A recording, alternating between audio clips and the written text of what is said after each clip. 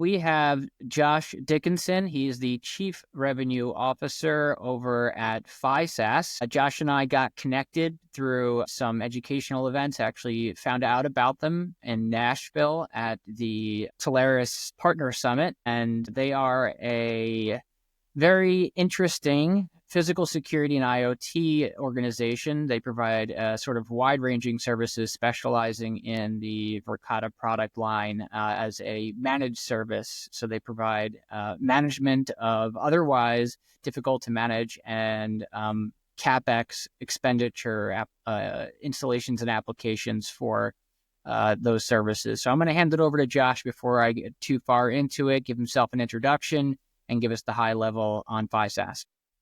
Yeah, thanks, Daniel. My name is Josh Dickinson. I am the CRO of FISAS, which is Physical Security as a Service. We basically have taken all the Verkada products, the cameras, the access control, the alarm monitoring, and turned it into a managed service as well as an OpEx model, like Daniel said. OpEx making it easier for you to be able to consume on a monthly basis. And then on the managed side of it, we do everything from start to finish. So we do budgetary proposals and demos we pay for the site surveys, we project manage the installations, then ongoing support, training, maintenance, basically becoming that extension of the security team. Awesome.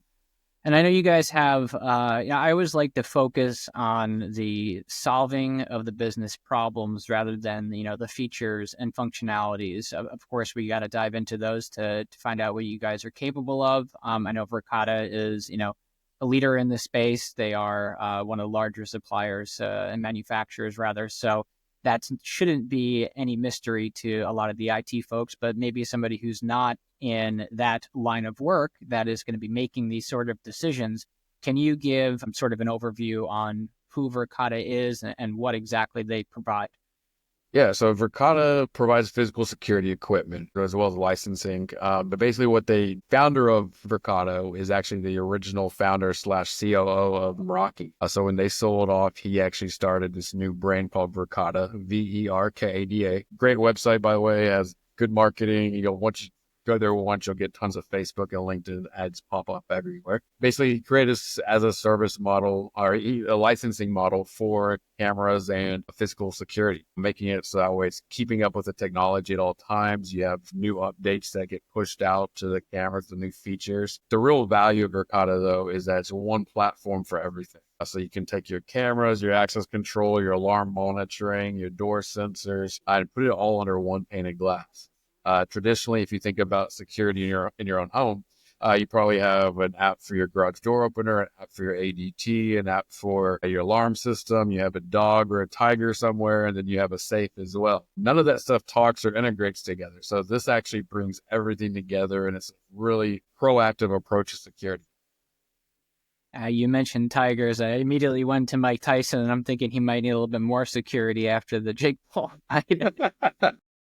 Unfortunately, I was rough for me. I was rough seeing him. Actually, the last time I saw him fight live was on my birthday when he bit Holyfield's ear off like 20 years ago or something like that. I remember that. Another story altogether, but I want to sort of set it into terms, the difference between CapEx and OpEx, and the scenario of, let's just say, maybe it's a service-based industry, right? Maybe it's like an HVAC company and they got some guys in the row, but they also have, maybe some premise storage of some physical equipment. They have to secure both of those things, and they really need to understand what's going on, but they don't understand, probably with maybe a lean IT team or perhaps even no IT team, how to go about procurement for these devices, how to select devices, and what's the difference between all of the upfront costs, like what does that look like from a numbers perspective? I think it's somewhere between like $1,300 and $1,500 per device if they were to buy it themselves, and then what the implementation would look like, how they go through that process, and how that's different when you work with FISAS. Yeah, so the traditional model is that you basically figure out, you walk around your space, you figure out how many cameras, how many doors you want. You can go to a supplier, pick one, and they'll drop ship it to your door. And then you have to go out and find an installer. You have to remove the cabling. You have to project manage it. It's difficult, and you get to pick the right tech. I mean, we deal with techs all the time, or we've fired techs several times now where they weren't the most reliable or dependable. So, and that's using them several times over prior where they were reliable. So that's kind of the traditional model. It's kind of a pick your battle of which hardware, how do I know which hardware I want? Then you have to figure out counts. You have to go get it done. So with us, what we've done is made it extremely simple. Basically, we do an intro call, kind of figure out what your environment is, what needs as a whole. We'll get the very next call will be a call with our engineering team. They'll actually do a full-on demo of all the features, the products, what actually makes it cool. Based on those two conversations, we'll send over a budgetary proposal just based on camera count, door count, whatever other features. Assuming you like the demo and assuming you like the monthly pricing, we'll actually pay for the site survey. So we actually send the truck out to your facility or to the facility, figure out what wiring can be reused, how many cameras. The techs will actually give input on, hey, do you have a blind spot over here? Have you thought about this? What about this over here? A lot of people don't think about their IT closets for access control. So stuff like that, where they'll kind of give suggestions. At that point, they'll actually bring us the full scope of work, or the entire list of materials needed, etc. And with a price, and then we basically present the whole thing as a solution. So that way, the hardware, the management, the licensing, everything like that is rolled into the monthly fee. The only thing up front is the installation. And we project manage everything start to finish. We really want to become that kind of a extension of the security or IT teams. Yeah, and that's really nice. And I think you guys said you're the only certified, is it, Verkada MSP out there providing this service? Correct. Yeah. So we have the only MSP contract out there. So we're the only ones offering it officially as a service, fully managed, start to finish, OpEx model, everything. So we take an average camera price of, like you said, like $1,300, and we amortize that traditionally over a 5-year term. An average camera price is about $50 a month. Average card reader and license is about $30 a month for that 5 years. The equipment is owned after the term, so it is an asset. One of the nice things about Verkada also is it's a 10-year hardware warranty. So cameras break every couple of years anyways, especially outside the elements. So year 9, if something's broken, you don't get that newest and greatest version of it. Something goes wrong. On top of that, because of the firmware updates, all the new technology they keep coming up with, it gets pushed out as well. So even if you buy a camera 6 years ago, it's not have the same technology as buying one today. Nice. Yeah, I could tell you're the CRO. You're really covering the covering all the bases in a very clear value prop there. So kudos to you. I'm not always talking with the sales guy, so I usually have to pull that out of them and get off the feature set so much as the value. But it's doing some quick math there, right? Let's just say it's 10 cameras you got, and maybe it's 5 door access controls. If you're paying, let's just call it an easy $1,500 per camera up front times 10, that's what, $15,000 up front, and times the 30 times 15 is what, another $6,000. So you're like $21,000 in the hole up front buying it. That doesn't tradition. Right, doesn't include the licensing. And then you got to do it all yourself. You got to find an installer. You have to go through the process, make sure you didn't miss any boxes, and then worry about the implementation. Whereas what you're saying with FISAS is you're simply paying for the licenses and all of the other challenges of implementation and going through it, the research, project management, it's all taken care of. And that same 10 times 50 is 500 plus the 30. You're looking at less than $1,000 on a monthly basis, while also protecting your business through the various different vulnerabilities that you are implementing this for, and thus reducing the costs of those incidents occurring. And can you talk about just some of the actual incidents and things that they are protecting from? People think physical security, like, well, nobody's robbing me, right? No one's breaking into my facility, but it's not just that. That's not the only cost, right? There's other things.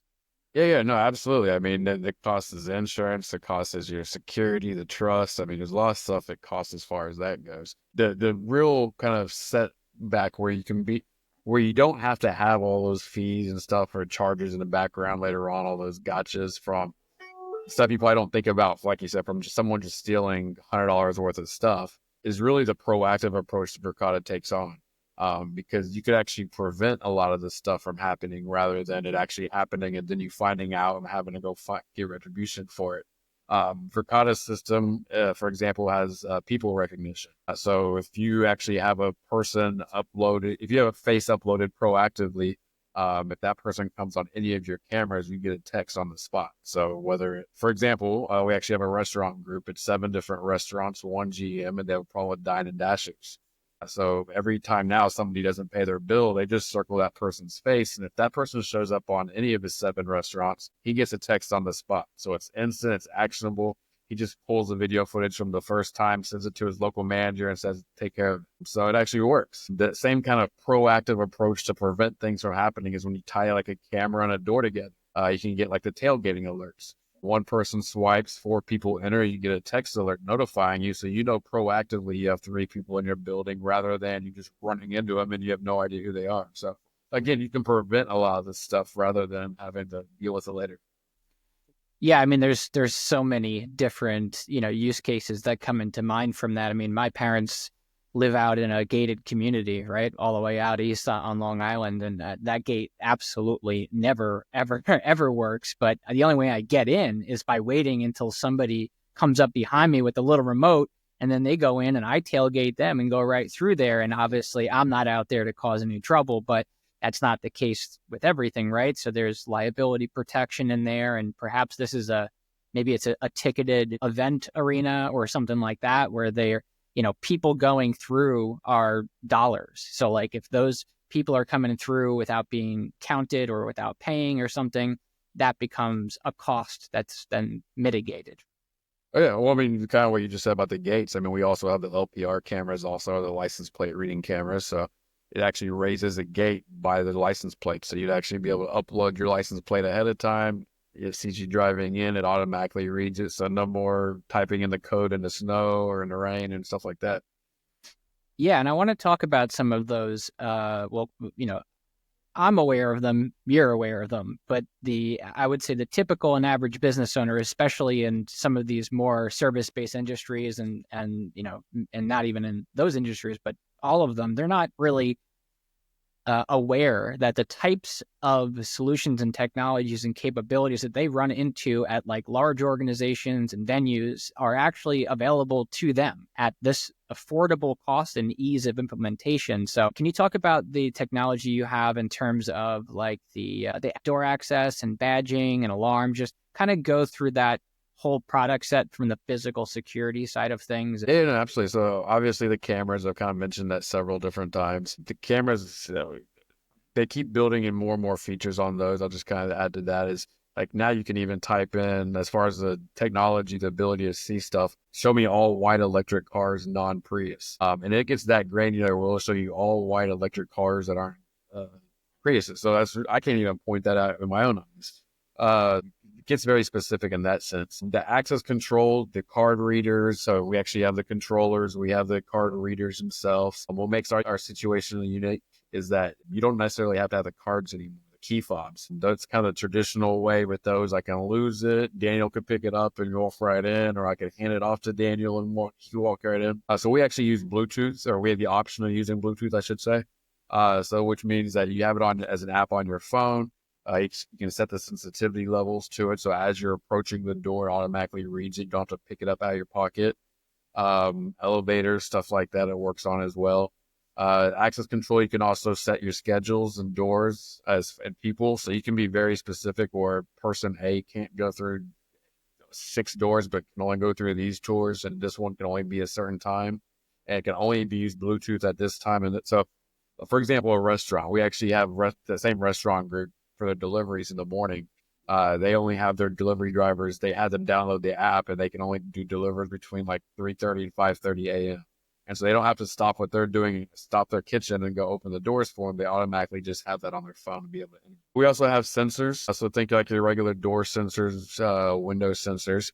But we also have like air quality sensors also. So they do several different things from CO2 to temperature to sound and decibels, but it also gets in the vape. So we actually have several case studies where we put the vape sensor in a high school bathroom. We put a camera on the outside of the bathroom, not inside.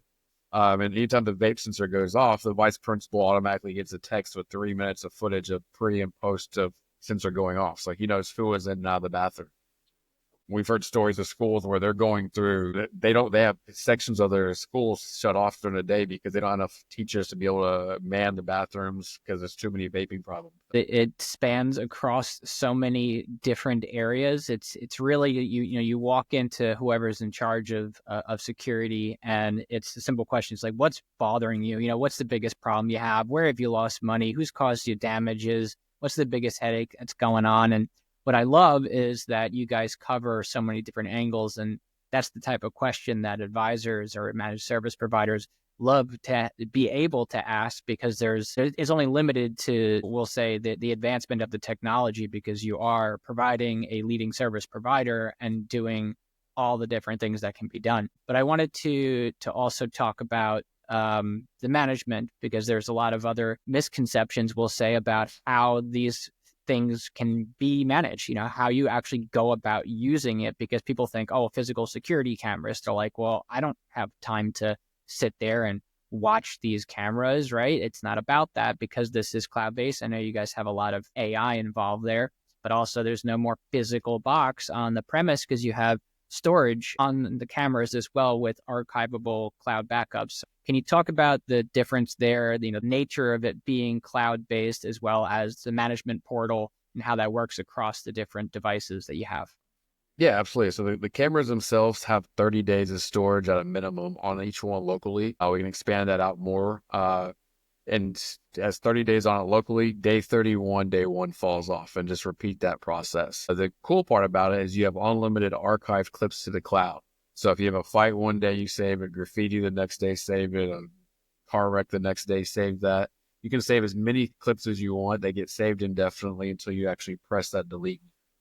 So 7 years later, you can still have those clips as long as you saved them. What's also nice about it is the cameras have built-in motion, kind of what you're saying, as far as you don't have to watch the cameras anymore. The cameras have the built-in motion detection. They have the geofencing. They have the people recognition. So all of that kind of stuff alerts you automatically when something's occurring, rather than like going back and having to go search for it. Up front. As far as the management side of it, a couple different things. FISAS actually monitors the cameras over the top. So we're actually pinging them every couple of minutes. 15 minutes and no response, we automatically open a trouble ticket, communicate with the customer, and decide, are we rolling a truck on our dime because it's a managed service to get it fixed? Or we don't send an overnight replacement because of the 10-year hardware warranty?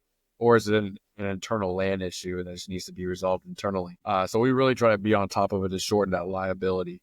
For the access control, we'll do your hiring, firing, we'll provide access. I will pull clips for you. We set all the alerts up for you in the first place. So whatever that custom security posture you want is created from the ground up by our team. 3 weeks later, if you want to refresh your entire security posture, let us know. We'll do it again. Because again, it's a fully managed service for that extension of your security team.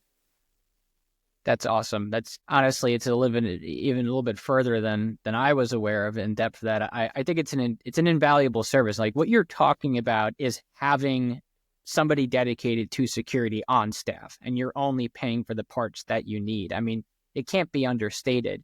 What you're saying is that if anything goes wrong, you're there to help. You're saying if you don't know how to do something, you're there to help. You're saying, I mean, you said overnight replacement, like that's nothing. That's done, right? That's and 10-year warranty, the savings from that, not having to replace them. I mean, I live on the South Shore I used to live in the South Shore on Long Island, more so towards the center, but South Shore of Long Island, a lot of homes there, wealthier areas, a little bit more affluent. They have expensive, cars and equipment and things like that. Dealerships on the South Shore, lots of valuable assets that are in an area where there's a high saltwater environment. I mean, these cameras and these devices may not last as long. I mean, I know cars don't, so I tell you that much. I used to work at a barbecue and fireplace center as well. We used to replace barbecues all the time because they're made out of that, porcelain laminated steel from China. It's, garbage stuff for most of them. But even the 304 stainless would still get corrosion on that just from the salt air. So you start thinking about how much that costs you to put those in on your own versus having a warranty takes care of it for you. But I do want to go back to the cameras for a second to talk about, those AI capabilities that you touched on, because again, these might seem like things that are normal for us to know about, but for clients, they're not aware that these capabilities are for them. You mentioned the Prius example, right? and we also mentioned geofencing. So I want to just describe a little bit more about what geofencing is, which is basically drawing a virtual perimeter wherever within the screen. So that could be a door, it could be a corner, it could be a portion of a parking lot, it could be an aisle in a store, a retail store, whatever you want it to be, Edge right? of a daycare playground. I mean, so Yeah. And then you can set up what you want to detect with rules within that area. And that could be anything from rodents, from people wearing backpacks, or a specific face that you've already flagged, right? There's 1,000 different use cases in there, but the ability to do that is pretty crazy, I think, but extremely valuable because it allows the business to tailor the solution to their unique needs rather than getting equipment and then training somebody to watch for that specific thing. And I think it was Graham. I had Graham Scott on from not Verizon, from Teleris as the VP of networking, mobility, and IoT, and he was just saying that AI never sleeps and it doesn't make the mistakes that humans do. So it's not going to be a guy, that traditional what is it? Not the Flintstones, the Simpsons, right? Homer Simpson, eating donuts and falling asleep at the computer. That's not happening anymore, and he doesn't have to watch 15 different cameras at once. It's being taken care of. Nor does they have a memory either, right? Or a memory loss that can happen. Well, Yeah. or something like that. Or what kind of shoes? I don't remember. Or bias. There's lots of things when you start talking about reports, it's completely unbiased, and you have those reports. Actually, a good topic to talk about, is the sort of, Graham was mentioning on the podcast last episode that he was describing the unfortunate topic that is a reality of school shootings, when he was talking about, gunshot detection and how it assists first responders and, being able to detect that and see who's in what rooms, the people counters. Can you go through an example like that or one similar to it where you can talk about how the role of FISAS and what they play in a scenario like that?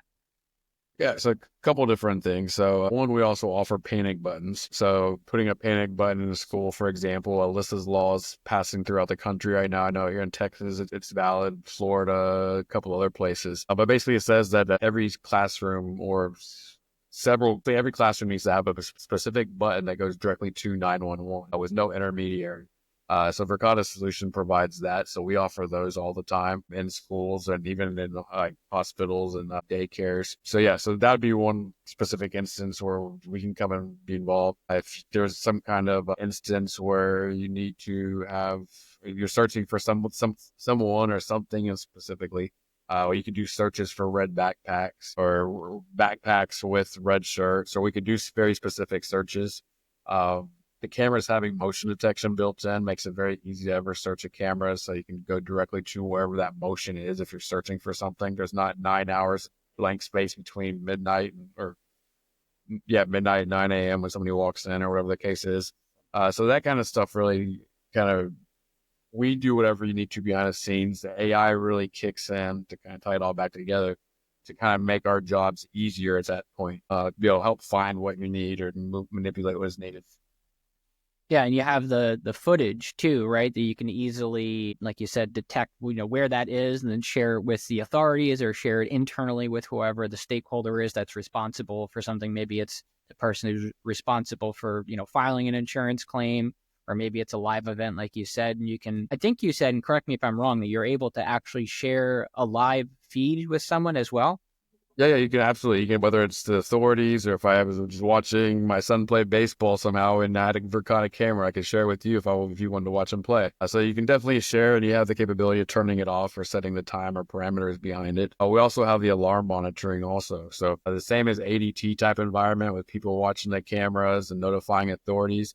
It works the same way. So Verkada has call centers all over. Is it a raccoon in your trash can? Just notifying someone on site, or someone at your front door and calling 911. It's a pretty powerful advantage to have as people working for you for a simple license cost. I'll say that much. I wanted to talk about also, well, actually only because you mentioned it, you're talking about daycares. And again, these are unfortunately sensitive, sort of topics. We're talking about solving those problems, but daycares, right? I think you have, for lack of my terminology, badge making badge scanning and things like that, where they're actually linked, or they can be linked to like national databases for like, different criminal Yeah, databases. absolutely. So we've actually done several daycares where we've kind of geo fenced the perimeter once again, so that way if a kid wanders off or accidentally, you get notified on the spot of that motion or that movement. The panic button's also in daycares. Guest management, what we do is we actually, like you said, we actually kind of like a badge making thing, but you slide your ID in, assuming it's valid, it'll actually run it through. Like we can have run through several national like pedophile databases or something like that.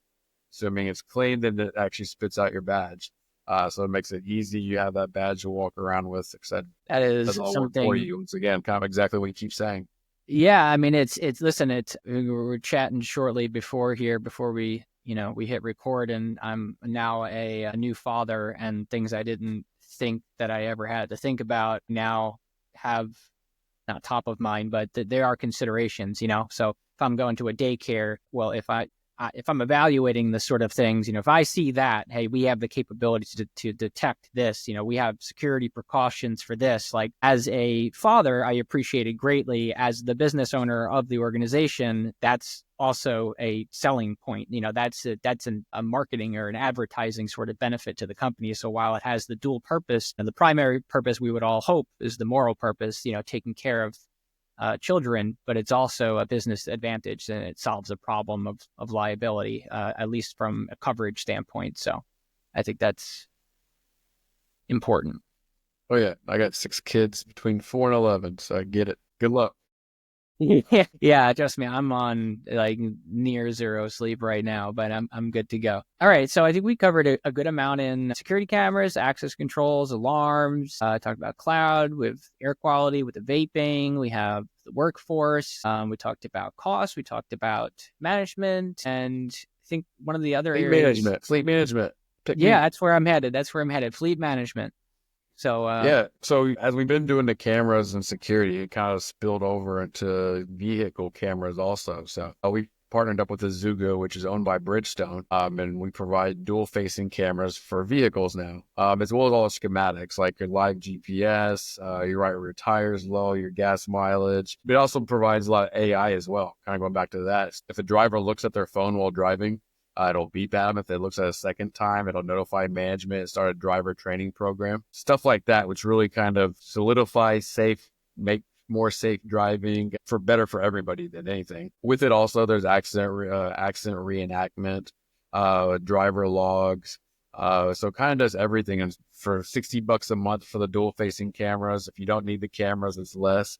So for less than a tank of gas a month, you can make your vehicles more efficient, more safe. You get insurance savings. You also get 10% off of your Bridgestone tire service maintenance as well. But they also make it extremely simple to get maintenance done. They notify you based on the vehicle diagnostics, they tell you when you need it.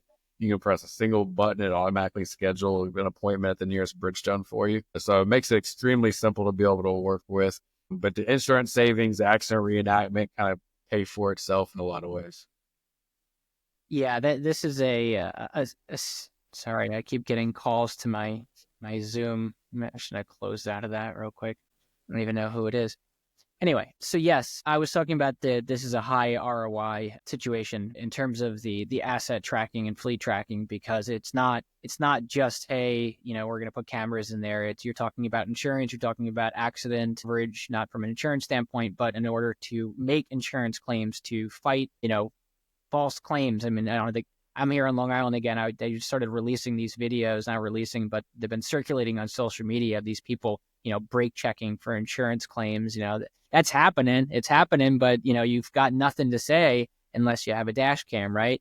And 18-wheelers don't be at fault, I think, most of the time anymore, just because they're larger, they're bigger, there's more damage to the smaller one. So yeah, yeah, absolutely, that's a big reason for it. Yeah, but yeah, it doesn't even work on just on 18-wheelers. I mean, we put it in gardening F-150 trucks. Yeah, I guess that's considered a fleet, 2 gardening F-150. But we've done it in street sweepers, we've done it in 18-wheelers, and everything in between. It goes into anything, and like I said, it's less than a tank of gas. It's completely worth it. yeah. I saw that. I was watching on some webinars to get educated and to prep for it, and I think it's I think it's great you guys actually don't have minimums, because there's these small businesses that are really the heartbeat of America that are taking care of stuff for everybody, and they're able to get, hey, we have 3 trucks going around. We have, 5 service guys. There's a lot of companies out there that'll turn them away because they're not going to be millions and millions of dollars in revenue, but you'll treat them just the same as a managed service because that's what you do. But I also wanted to mention a couple other things that I saw when I was watching these webinars, because it's not just the typical fleet tracking with the asset management. You have the engine diagnostics. You can proactively see when there's, oil changes, and you mitigate the damages of those things happening. You can draw geofences in that as well to see when somebody goes rogue and goes out of the zone, or if they're off route. You see harsh braking. But there's another layer of it that I haven't seen before, which is and I think you mentioned the program, it's called Azuka, that you actually can get in and do rewards programs to actually, incentivize your drivers to do well, and actually send them gift cards directly from the platform if you wanted to, rather than punishing them, because a lot of people kind of get hesitant, right, when they have these dash cams facing. Maybe they don't like it, but if you can attract the right drivers and the right employees who appreciate this sort of thing, and because you're saving costs, perhaps you can throw in a little bonus here and there for safe driving. Yeah, so I'm glad you hit on that. Yeah, so the driver rewards program basically is that carrot to the stick type of thing, right? So you're incentivizing your drivers to drive more safely, go with the speed limit, don't hard brake, stuff like that. And so they get basically a scorecard for it. So if you have 7 drivers, nobody wants to be on the bottom of the stack. So they work to get better and better. At least you hope so. And at the same time, you can, like you said, you can actually just send from the platform $5 via Starbucks or $20 over here. So it really just kind of incentivizes them to do better, be safer, be more at least conscious of it, if nothing else. Yeah. Again, from personal experience, I've known quite a few delivery drivers. And listen, a lot of these, again, I'm going back to service-based industries because that's kind of an area that I do focus on as well. But these are seasonal businesses in a lot of cases, right? So if you're a dispatch manager or an owner of an organization like this, and you have more of a polar business that's doing maybe heating and cooling, right? You're not always contracting people that, maybe it's a new employee and you haven't had the chance to really see how they go about things, and haven't really, maybe vetted them, or maybe it's a young kid, maybe it's a seasonal thing and they just got out of college or they're on break or something like that, and you're able to hire them for a specific type of situation. This gives you the visibility and the control to sort of, take some of the guesswork out of management. And it's specifically in the fleet tracking I'm talking about, because you have the ability to see exactly what they're doing and correct the behavior. It's not just about rewarding them, right? Not everybody wants to give away money,